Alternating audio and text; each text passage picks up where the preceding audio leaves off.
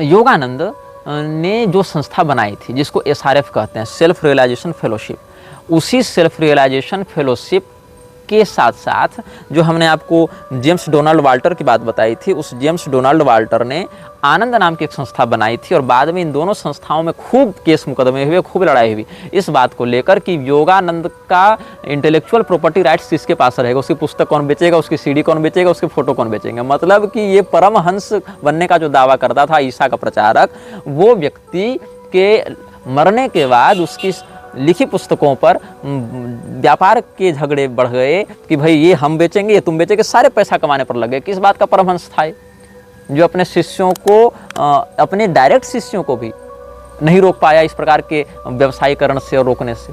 और इसको पूरे भारत में एक हिंदू नहीं मिला योग्य जो कि ब्रह्म ज्ञान का अधिकारी हो, परमहंसत्व का अधिकारी हो। सारे अंग्रेजों को कन्वर्ट कर करके ये उसमें हिंदू नाम से घुसाता रहा। इसमें जैसे कि एक दया माता बड़ी प्रसिद्ध रही है, जैसे निवेदिता को लेकर आया था ना विवेकानंद, वैसे ये भी अंग्रेज, ये विदेश से एक म्लेच्छ कन्या को लेकर आया था जिसका नाम था दया माता। और भारत में इसको न कोई संप्रदाय मिला ढंग का और न कोई योग्य व्यक्ति मिला। तो Daya Mata was born as Rachel Faye Wright in Salt Lake City, Utah. अच्छा ध्यान देंगे, ये कोटिंग भी ऊटाह से है। दया माता ऊटाह में जन्मी थी 31 जनवरी 1914 को मॉर्मन परिवार में, affiliated with the church of Jesus Christ of latter day saints. Her mother Rachel Leith Terry जो 15 जून 1887 में जन्मी थी, herself become an SRF nun called Shyama Mata. तो इसने रैचल फे राइट को और रैचल लीह टेरी को, जो बेटी और माँ थे, उनको दया माता और श्यामा माता के नाम से दीक्षित देकर इसमें घुसा रखा था। भारत में एक फ्रीमेसनरी अधिकारी काम करता था उस समय। फ्रीमेसन्स में जो 33 डिग्री हैं उनमें 32वें डिग्री का ये अधिकारी था, मतलब बहुत अच्छी रैंक पर ये था। उसका नाम था जतिन ब्रह्मचारी। ये जतिन ब्रह्मचारी दयानंद को बड़ा सपोर्ट करता था और जतिन ब्रह्मचारी इसके साथ बहुत दिन रहा। स्वामी प्रेमानंद उसने अपना नाम बाद में रख लिया था। ये जन्म से ब्राह्मण था लेकिन फ्रीमेसन्स का एक एजेंट था और बहुत बड़ा अधिकारी था। तो जब ये गया था क्या नाम है इसका, योगानंद के साथ, तो फ्री मेसन्स के जो इसके बाकी वहाँ लोग थे उन्होंने वाशिंगटन में SRF का संस्थान बनाने के लिए बहुत अधिक फंडिंग दी थी। मतलब जो वाशिंगटन DC में जो SRF का सेल्फ रियलाइजेशन फेलोशिप का जो बहुत बड़ा महल खड़ा किया है इन लोगों ने, वो किसके पैसे से बना है? फ्री मेसन्स के पैसे से बना है। फ्री मेसन्स क्या है? फ्री मेसन्स वैसी ही मृक्षराज की एक संस्था है जैसे इल्यूमिनाती है या जैसे स्कल एंड बोन्स है या जैसे नाइट टेम्पलर्स हैं या जैसे कॉम्बैट 18 है या जैसे ऑर्डर ऑफ 9 एंजल्स हैं, वैसे ही ये भी एक संस्था है। और ये संस्था फ्री मेसन्स ने ही पैसा दिया था वाशिंगटन DC में योगानंद को SRF के गठन के लिए। और इसमें किसने काम किया? जो उसने फ्रीमेसन्स के 32वें डिग्री होल्डर, रैंक होल्डर जो अधिकारी था जिसका नाम था जतिन ब्रह्मचारी, जो ब्राह्मण था भारत का, वो वहाँ पर गया था। जो उसने अपना नाम बाद में बदल के स्वामी प्रेमानंद रख लिया था। लेकिन मैंने अगर आपको बताया था, जो कि आपको याद होगा, म्लेच्छराज के जो हमने 60 नियम बताए थे उसमें से एक नियम यह भी था कि समाज में अपनी छवि सदैव आदर्श के रूप में दिखाओ ताकि लोग प्रभावित हों। और जो लोग धर्मगुरु के रूप में प्रसिद्ध हैं उनको विशेष करके संयम, सहिष्णुता, दया, ज्ञान इस प्रकार से युक्त व्यक्तित्व में दिखना चाहिए। लेकिन योगानंद क्या करने लगा? ये पैसा लेता था, $25 लेता था और महिलाओं को एकांत में योग सिखाने के नाम पर कुछ करता था। अब क्या करता था ये तो मैंने नहीं देखा, लेकिन ये जो भी करता था उसके बाद उसके कमरे से बहुत सी महिलाएं चीखती चिल्लाती भागती थी और उसके बाद वापस नहीं आती थी। ये बात है। इसको लेकर प्रेमानंद ने बड़ा विरोध किया। ये प्रेमानंद, ये वाला राधा वल्लभ वाला प्रेमानंद ने, ये उस समय ब्रह्मचारी जतिन जिसका नाम था स्वामी प्रेमानंद, उसने बड़ा विरोध किया। ये क्या बताता है? The strongest masonic connection to SRF was with Brahmachari Jatin oblique Swami Premananda. He was a 32nd degree Mason. His fellow Masons helped him build the SRF temple in Washington DC. He went his separate way because of problems with Yogananda's relations with women. Yogananda के संबंध स्त्रियों के साथ कुछ आपत्तिजनक होने लगे थे, इसीलिए प्रेमानंद ने उससे अपने संबंध तोड़ लिए। बिकॉज जो नेरोडी की पत्नी थी वो एक बार प्रेमानंद को वाशिंगटन से लेकर आ रही थी, वाशिंगटन की ओर लेकर जा रही थी, तो उसने बताया था कि प्रेमानंद वहाँ स्त्रियों को, योगानंद वहाँ स्त्रियों को बुलाकर कुछ करता है। और क्यों, क्या करता है? तो कहा कि भाई योग सिखाता है।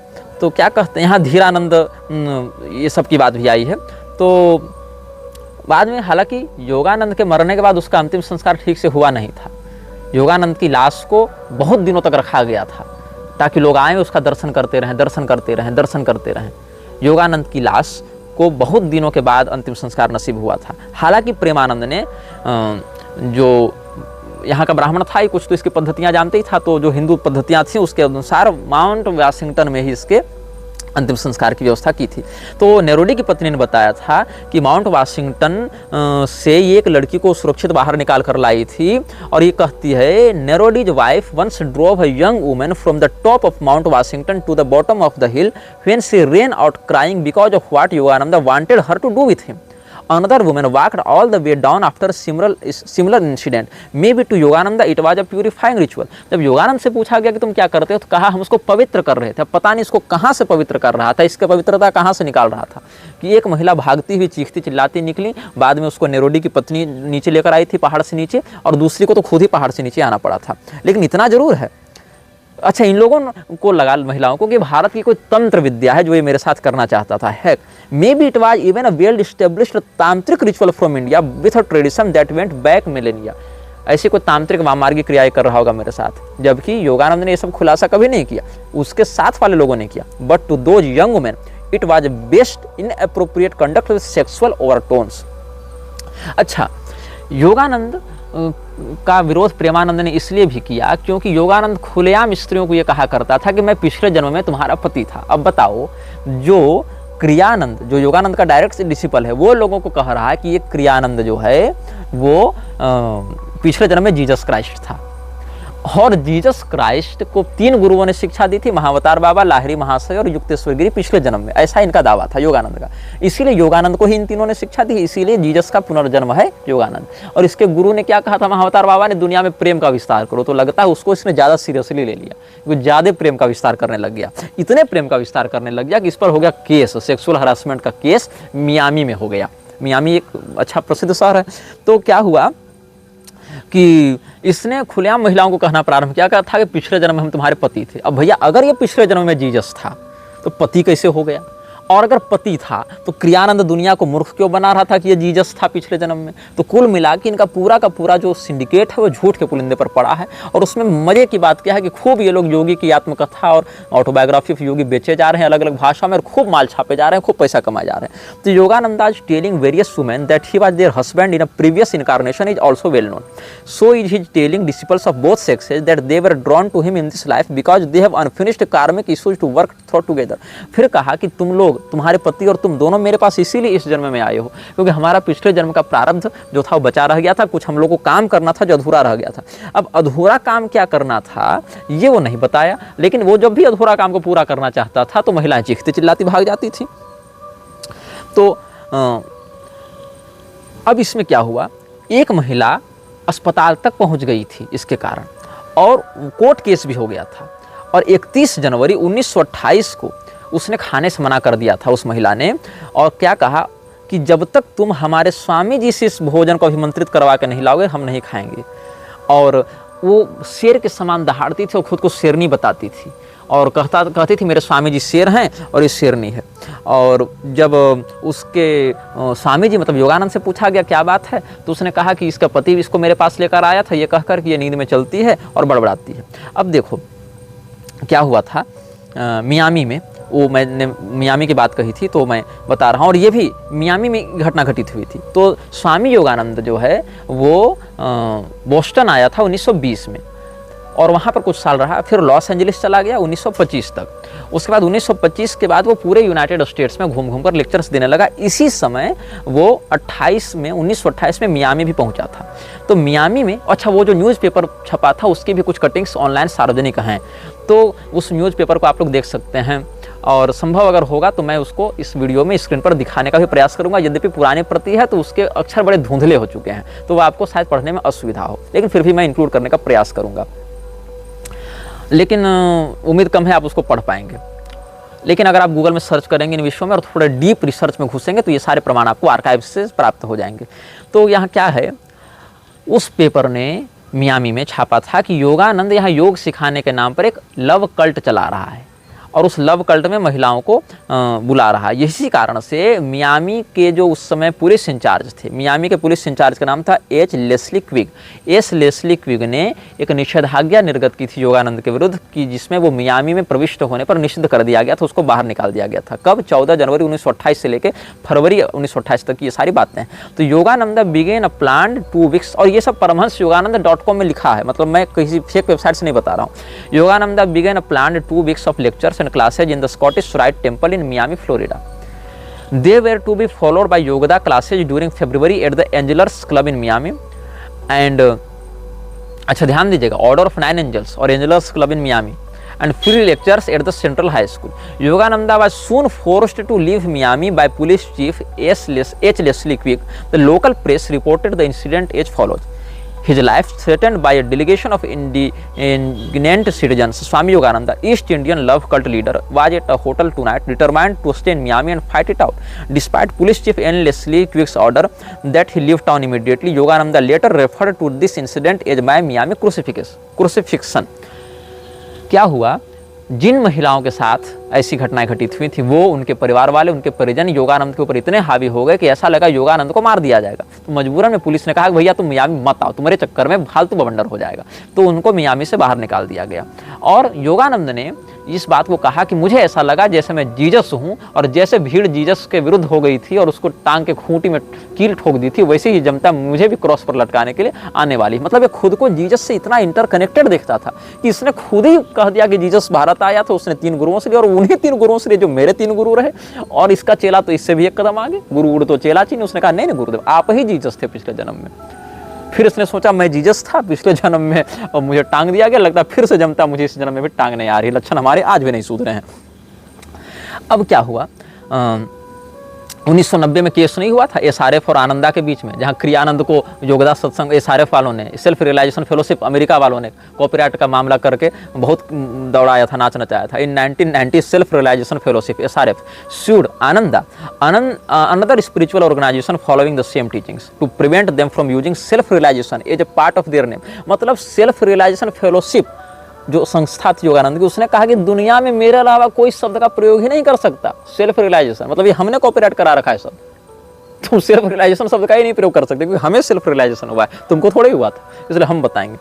तो SRF claimed they owned that accent spiritual term. ये हाल है, ये सीधे सीधे शब्दों को कॉपीराइट करा रहे हैं। अब कोई धर्म को कॉपीराइट करा लेगा, कोई अध्यात्म शब्द को करा लेगा, कोई आत्मा को, कोई ब्रह्म ज्ञान को, कोई वेदांत को कॉपीराइट करा लेगा। ऐसा षड्यंत्र है इन लोगों का। Soon SRF insisted that they also owned all rights to the name, image, writing and voice of Paramahansa Yogananda, revered guru to both groups and the author of the spiritual classic autobiography of a yogi। ये हाल चल रहा है इन लोगों का। अब बताओ, कल को कोई गीता को कॉपीराइट करा ले, कोई महाभारत को कॉपीराइट करा ले, कोई भगवान कृष्ण के नाम को कॉपीराइट करा ले। अब जैसे इस्कॉन कहते international society for Krishna consciousness, हमारे सोसाइटी के नाम में कृष्णा लगा, हम कृष्ण शब्द को कॉपीराइट करा लेते हैं, तुम उसकी अनुमति बिना यूज नहीं कर सकते। ये इन लोगों का है ना षड्यंत्र। यहाँ पर तो ये षड्यंत्र दिख भी रहा है, तुम सेल्फ रियलाइजेशन शब्द का प्रयोग नहीं कर सकते अपनी संस्था में, ये बताओ। हालांकि बाद में एसआरएफ को बहुत बैकलेशेज मिली इसके कारण कि आप एक वाइड स्प्रेड वर्ड को कैसे कॉपीराइट करा सकते हैं, ऐसे तो कोई कुछ प्रयोग नहीं कर पाएगा। तो अच्छा खैर, अब मैं क्या बता रहा था, 1928 की जो बात है उसमें मैं बता रहा था कि an article in a Miami newspaper wrote of a Yogananda love cult where human paid good money to be taught yoga. अब महिलाएं भी खुश होकर जाती थी, पैसा मिल ही रहा है, योग सीख ही रहे हैं खूब है। अब उसमें कुछ जो चरित्रवती महिलाएं थी वो तो भाग जाती थी रोते गाते। That his fellowship was called love cult in a Miami newspaper was not appreciated by Yogananda, so rebuff followed। तो योगानंद को पसंद नहीं आया कि कोई उसको लव कल्ट का लीडर कह रहा है। उसने कहा नहीं, हम ऐसा नहीं करते, हम क्या करते हैं। He defied the idea that he ran a love cult। उसने पहले इसका निषेध किया।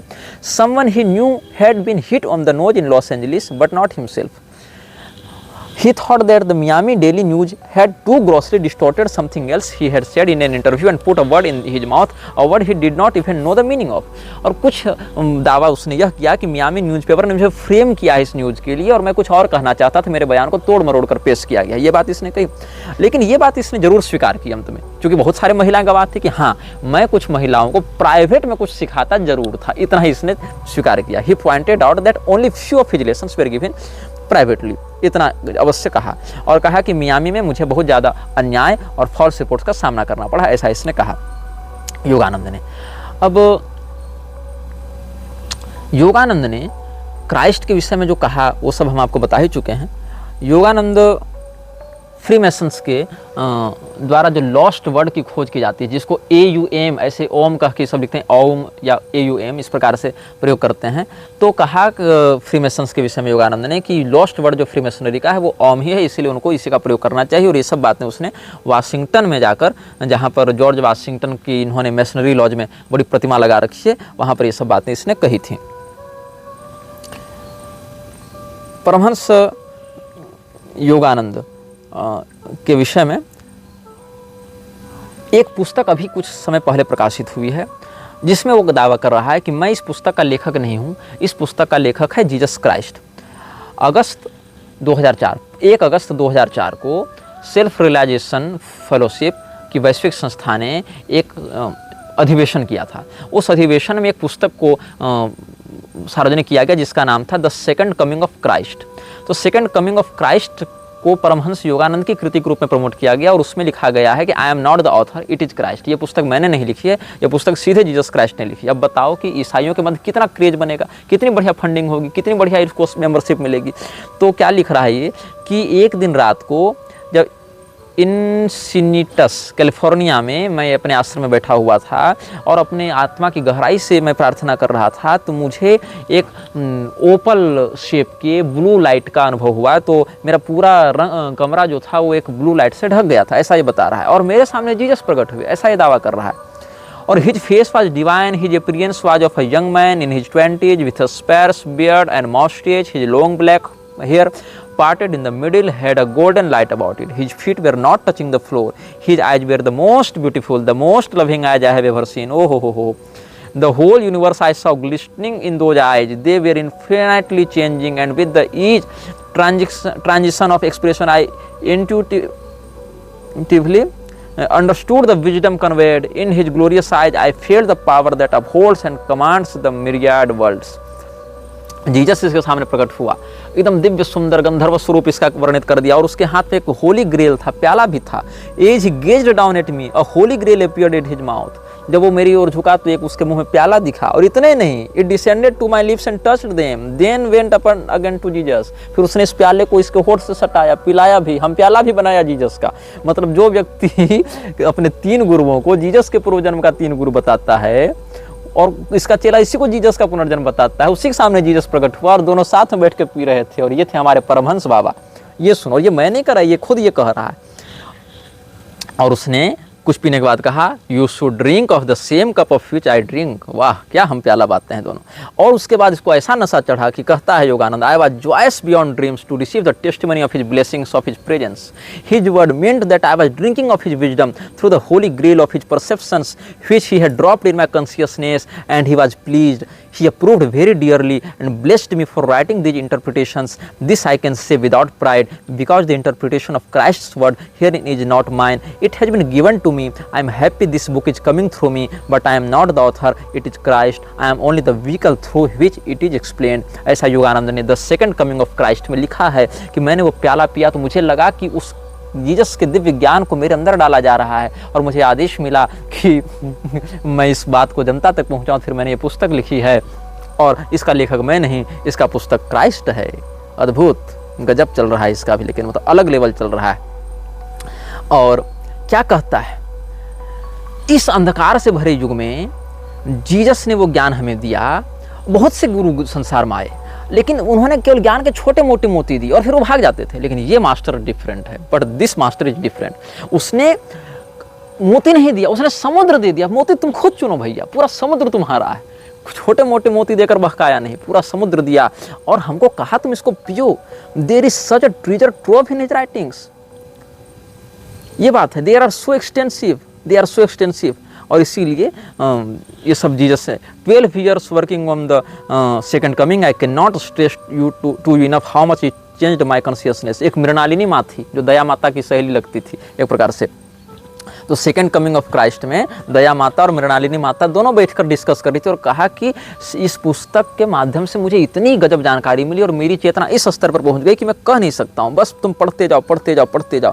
तो इस प्रकार से योगानंद ने ये पुस्तक लिखी है और कह दिया कि ये गॉस्पेल्स हैं जीसस के, जो डायरेक्ट मेरे माध्यम से आ रहे हैं। मतलब ऐसा ज्ञान तो जीसस ने वेटिकन के पोप को नहीं दिया जो योगानंद को दे दिया। समझ रहे हो लेवल योगानंद का? जीसस पोप के पास नहीं आया, जीसस योगानंद के पास आया, क्योंकि जीसस को पोप ने तो पढ़ाया नहीं था, जीसस को योगानंद के गुरु ने पिछले जन्म में पढ़ाया था। और इनफैक्ट तो योगानंद ही ना जीसस था पिछले जन्म में। तो कुल मिला के अगर तुमको कुछ समझ में आ रहा है तो समझो, मुझे कुछ समझ में नहीं आ रहा है कि आखिर योगानंद चाहता क्या था जीसस के साथ, कि जीसस के मरने के 2000 साल के बाद उसको बार बार क्यों घसीट रहा है भाई, कि नहीं तुम ही मेरा पिछला जन्म हो, नहीं नहीं तुम्हारे माध्यम से मेरा ज्ञान प्रकट हो रहा है, तो नहीं नहीं तुम तो हमारे गुरु भाई हो। तो ये जीसस सोचता होगा कि 4 कांटी और मेरे शरीर पर ठोको, लेकिन मेरा नाम दोबारा अपनी पुस्तक में मत लेना। अब देखिए आगे और प्रसंगों पर हम चर्चा करते हैं। अच्छा, क्रियानंद ने अपनी वेबसाइट ananda.org में लिखा है, this being said Yogananda revealed that he was an avatar. Yogananda ने खुद बताया वो एक अवतार था, which indeed brings him a little closer to possibly having been Jesus. कई बार तो योगानंद ने खुद भी ऐसा क्लेम किया कि मुझे लगता है कि मैं अवतार हूं, और अवतार किसी का हूं तो जीसस का हूं। In addition he always stated to have brought back original Christianity, और he also taught Kriya Yoga which Jesus and the apostles have taught long ago according to Yogananda. He even called his teachings the second coming of Christ. सुन लो, बताओ क्या बात है। और ये क्या कहता है, he also told his disciple read the lives only of those in our online, saint Francis of Assisi for example and saint Teresa of Avila, and so would Teresa and Francis be of our online.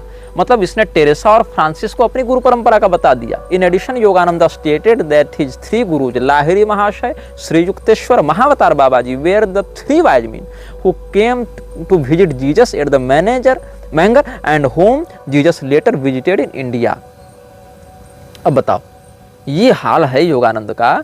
तो कुल मिलाकर योगानंद कौन सा क्रिया योग पढ़ाता था? ये क्रिया योग भगवान कृष्ण वाला नहीं है। इसने जीसस के उपदेश को क्रिया योग के नाम से बेचना शुरू किया। कितना बड़ा फ्रॉड किया है हिंदू धर्म के साथ, ये बताना चाह रहा हूं मैं। और अभी तो योगानंद की मैं बात कर रहा हूं। अभी जब प्रभुपाद और विवेकानंद पर सप्रमाण आएंगे तब तो तुम्हारे पैरों के तले 4 फीट जमीन खुदेगी, तुम उछल उछल के गिरोगे सुन सुनकर। और ये सब बातें मैं ऑथेंटिसिटी के साथ पढ़ कर बता रहा हूँ, ये नहीं कि सुनी सुनाई बात बता रहा हूँ, हर कुछ का रिसर्च करके वो सब बातें पढ़ के बता रहा हूँ।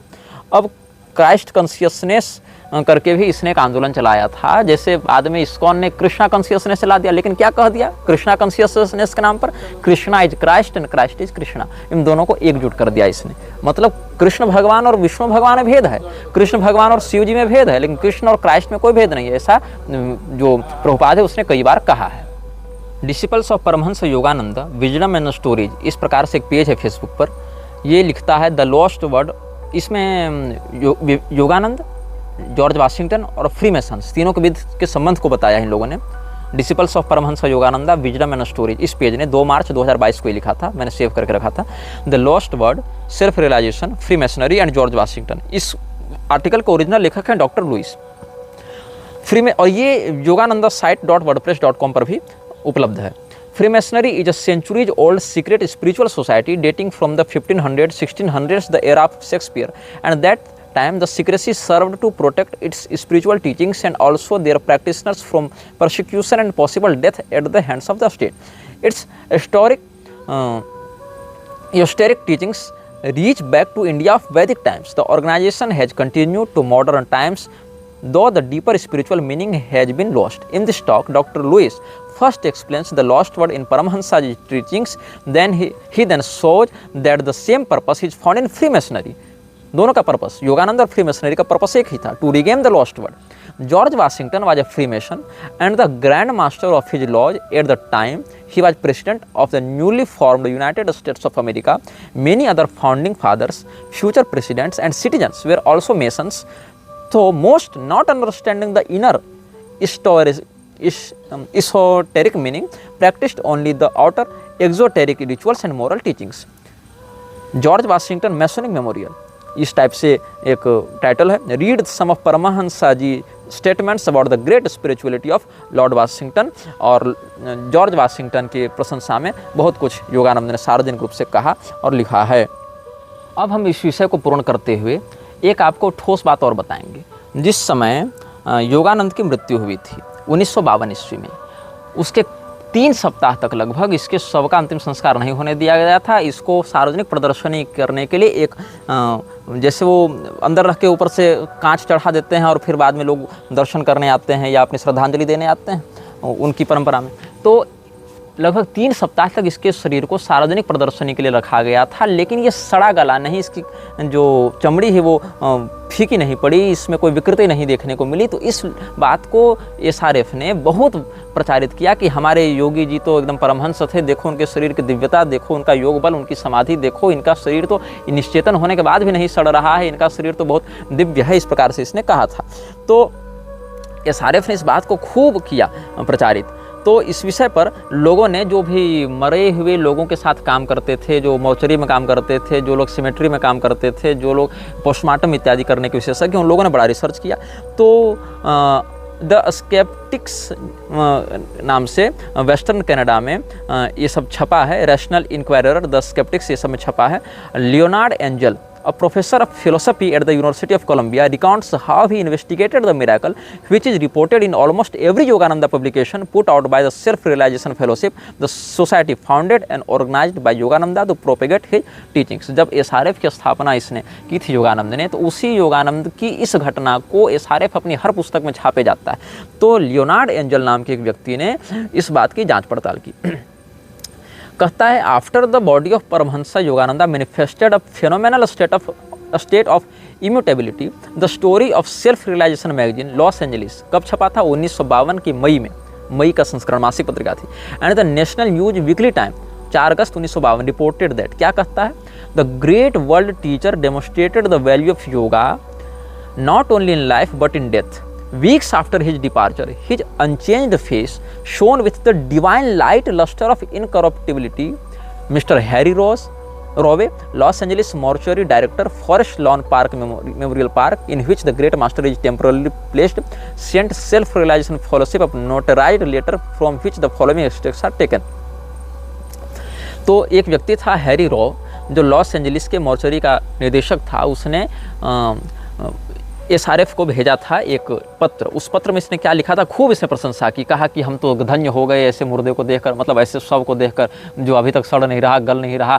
तुम्हारा गुरु तो बड़ा तगड़ा जंतु था भाई, ये तो मरने के बाद भी कोई दुर्गंध नहीं मार रहा है। The absence of any visual signs of decay in the dead body of Paramahansa Yogananda offers the most extraordinary case in our experience.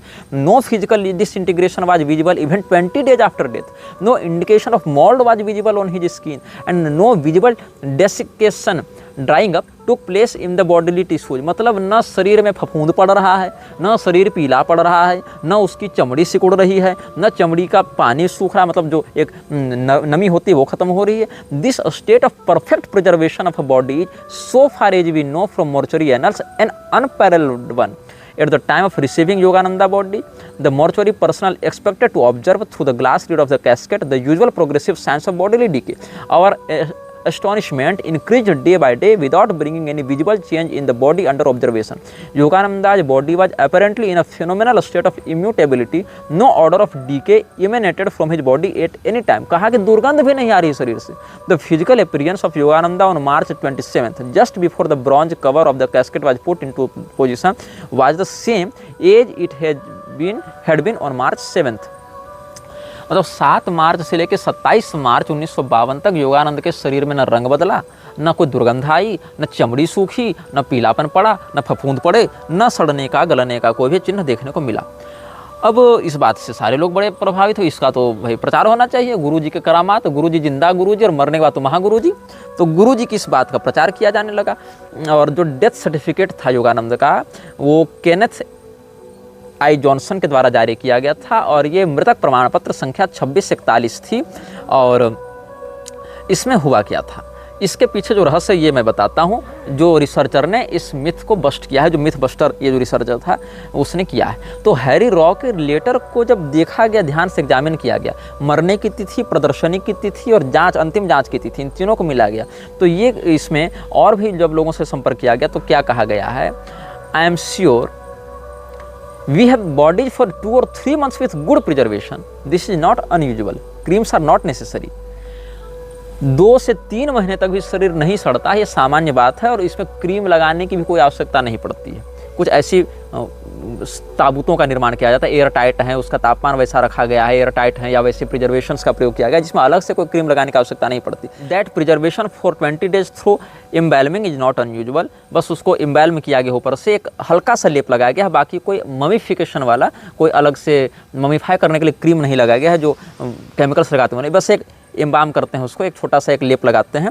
We can keep a body a month or 2 without इटरल an embalming fluid with a lanolin base will have humectant which preserves dehydration, which is a major concern. A heavy glass lid, as is described by Mr. Rowe as being present on the casket, would prevent a great amount of air circulation, and that in itself would prevent most desiccation, so that would account for it. इसमें ये बात ध्यान देनी है कि उनके शव को एक हल्के से रसायन से, जिसको लेनोनिन कहते हैं, उससे लेनोनिन बेस से बने हुए एक रसायन से हल्का सा लेप लगाया गया था और उसके बाद उनको मोटे कांच की परत से ढका गया था।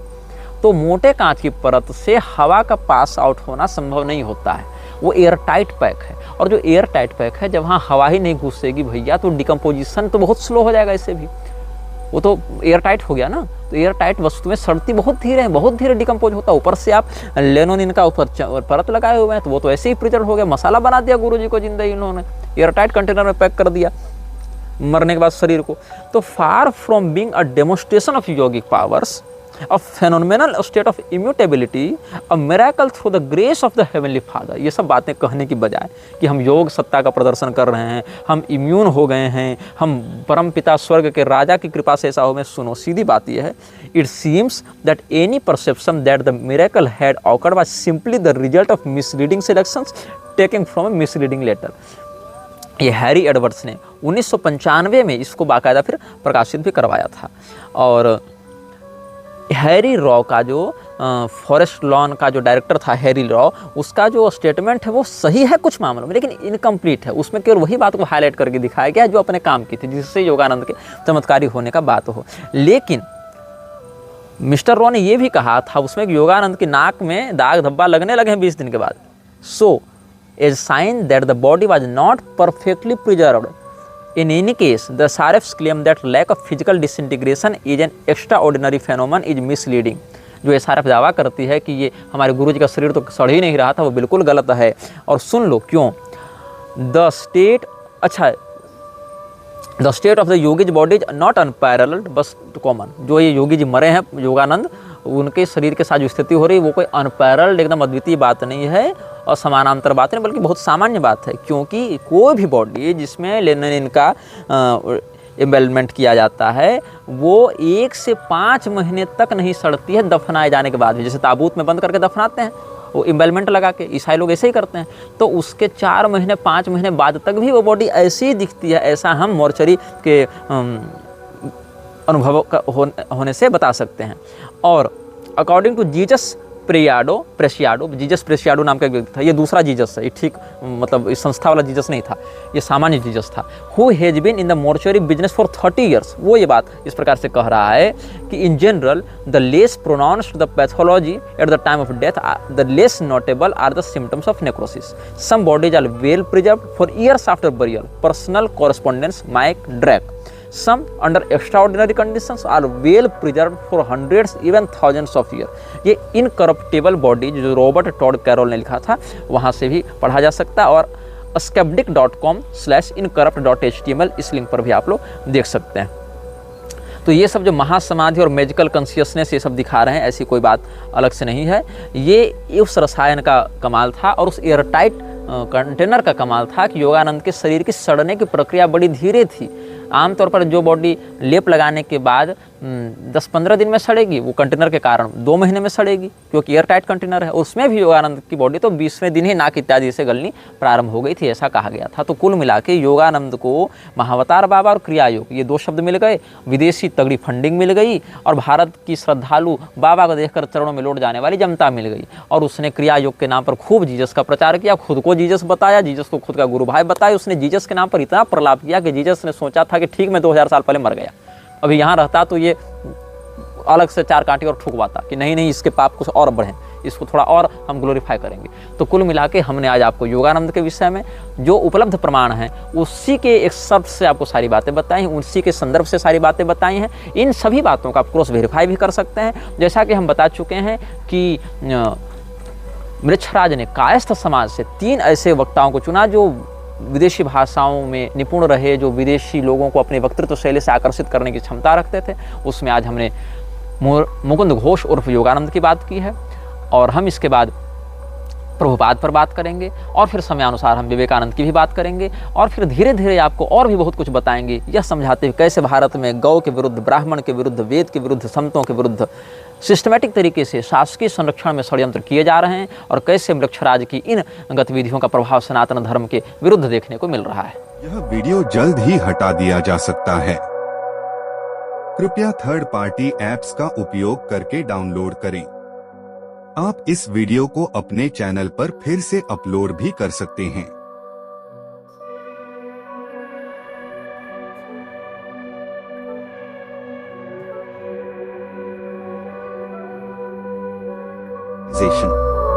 This video may get deleted soon. Please download using third-party apps. You may also re-upload this video on your channels. Thank you.